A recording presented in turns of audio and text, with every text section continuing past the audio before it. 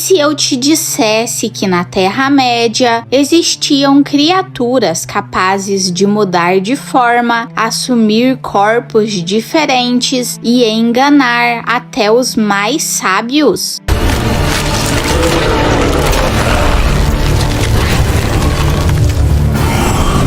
Quem eram esses seres sombrios, vampiros, lobisomens e magos que caminhavam entre os vivos escondendo rostos que não eram seus? Tô tentando dizer que tem alguma outra coisa lá.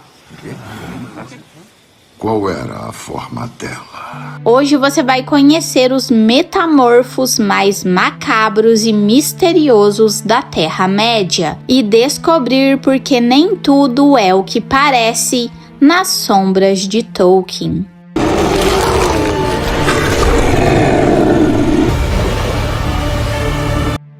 Sauron não tinha mais um corpo de carne e osso. Mesmo tendo perdido a aparência bonita que usava quando cometeu tantas maldades, ele nunca mais conseguiria parecer belo aos olhos dos homens.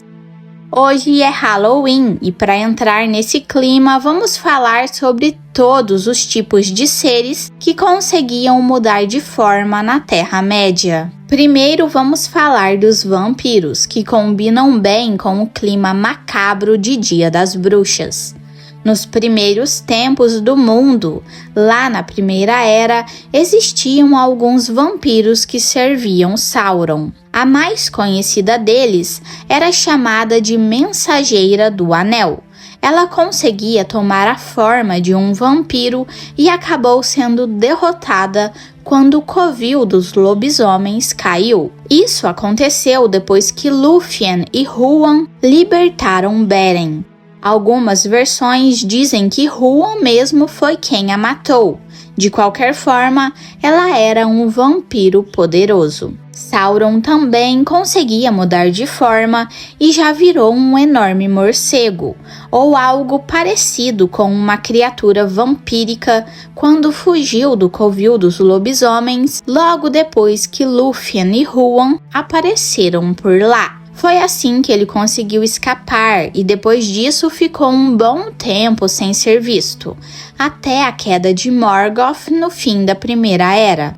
Agora, para fazer a transição entre o tema dos vampiros e dos lobisomens, dá para citar um momento em que os dois aparecem juntos, na história de Beren e Lúthien. Dependendo da interpretação, parece que eles usaram peles ou formas de vampiros e lobos para se disfarçar e chegar perto de Angband.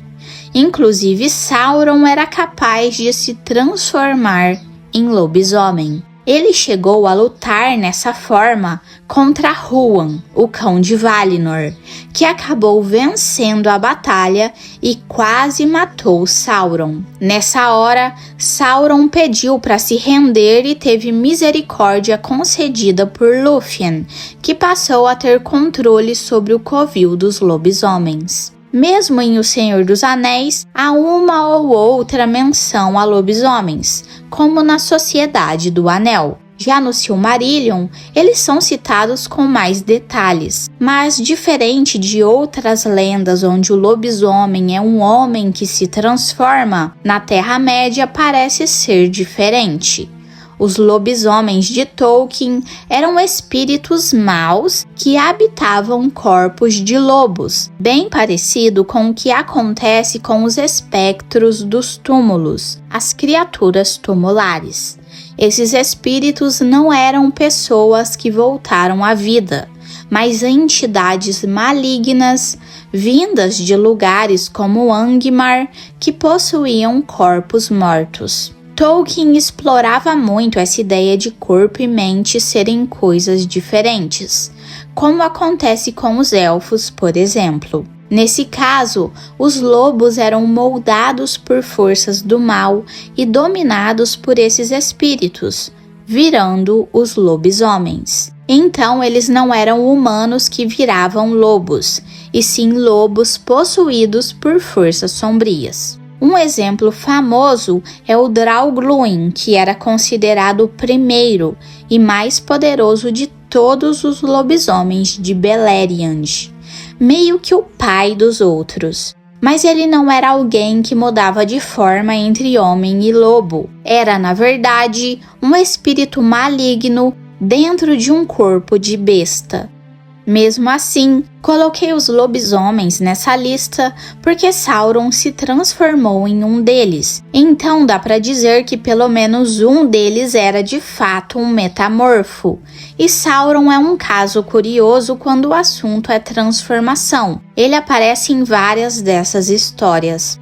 Agora, indo para outra parte da nossa conversa, temos os Beornings. Pulando um bom tempo na linha do tempo da Terra-média, já na Terceira Era, surge Beorn, um homem que conseguia virar um urso gigante. Beorn teve pelo menos um filho, Grimbeorn, e também existia todo um grupo de pessoas conhecidas como os Beornings, que herdaram esse mesmo dom, ainda que de forma mais fraca que o próprio Beorn. Ele era um urso enorme e muito forte, e não dá para saber se os outros conseguiam chegar ao mesmo tamanho ou poder. Mas o fato é que eles também podiam se transformar, mesmo que em menor escala. Agora, o que deu esse poder para eles? Como esses homens comuns que viviam perto dos vales do Anduin conseguiram isso, sendo que nem seus parentes que moravam perto da Floresta das Trevas tinham a mesma habilidade? Sobre isso, existem muitas teorias, mas nenhuma resposta definitiva. Até onde sabemos, Tolkien nunca deixou uma explicação oficial sobre de onde veio esse poder de se transformar. E lembrando, se você quiser saber mais sobre esses temas, lobisomens e vampiros, eu já fiz um vídeo aqui no canal explicando tudo com mais detalhes. O link tá na descrição. Mas voltando a falar dos próprios Beornings, pode ser que Radagast, que morava por perto, tenha ensinado Beorn a se transformar. É assim que o jogo O Senhor dos Anéis Online mostra essa história. Também pode ser que esse dom seja algo herdado da própria linhagem deles, talvez vindo de algum Valar ou de uma história antiga que a gente simplesmente não conhece. Quem sabe, né? Pode ser só mais um mistério da Terra-média. O fato é que eles tinham esse poder, e mesmo muito tempo depois, isso continuava sendo algo incrível, principalmente nas batalhas contra orcs, goblins, trolls e outras criaturas sombrias no fim da Terceira Era. Eu já falei bastante do Sauron aqui, mas agora vamos entrar no assunto dos Ainur, dos Maiar e dos Valar, principalmente Sauron e Radagast. Para ser bem sincera, pode até ser que os lobisomens e os vampiros nem merecessem estar nessa lista de metamorfos, a não ser pelos momentos em que o próprio Sauron se transformou neles. Ele sim tinha esse poder. Já eles talvez não, ou talvez tivessem, a gente nunca vai saber com certeza.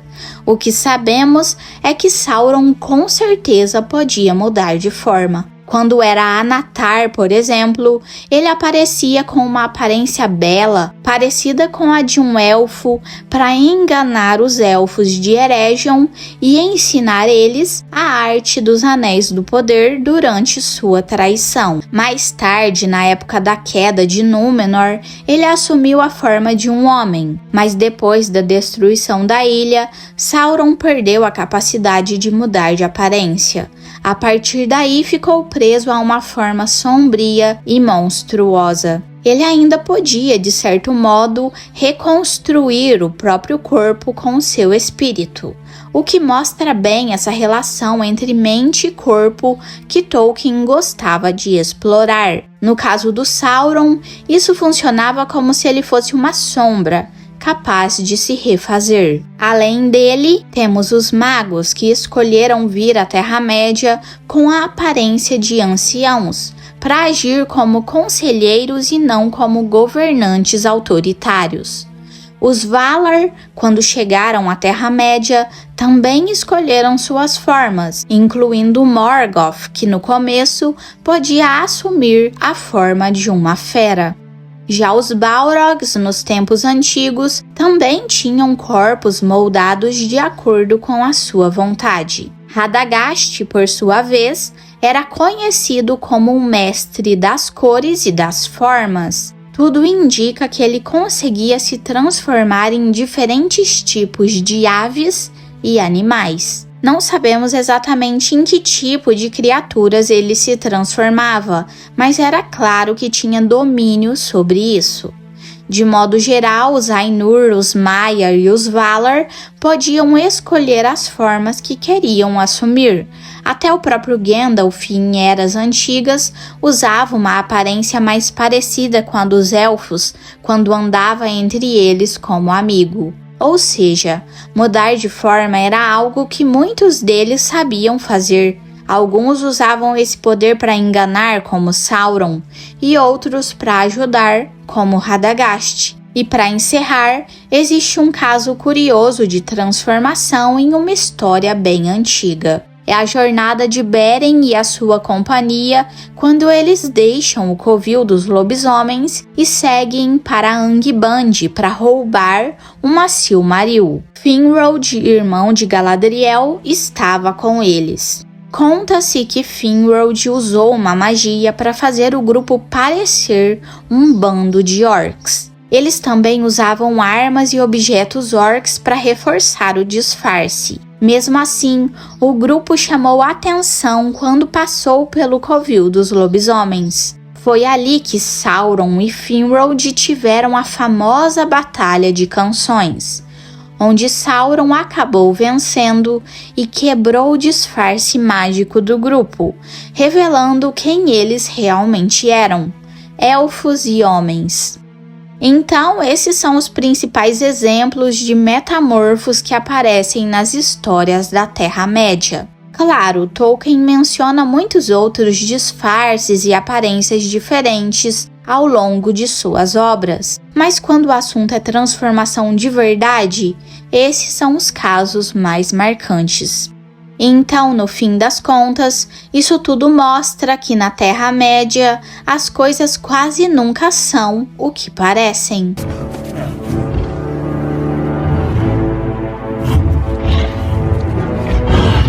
Mas me conta aí nos comentários, o que você acha desses seres que mudam de forma? E qual deles você acha mais interessante? Tem alguma outra coisa lá.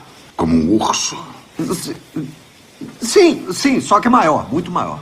No mais, por hoje é isso. Não deixe de me falar o que você achou do vídeo de hoje. E por favor, não se esqueça de se inscrever para ajudar o meu canal a crescer.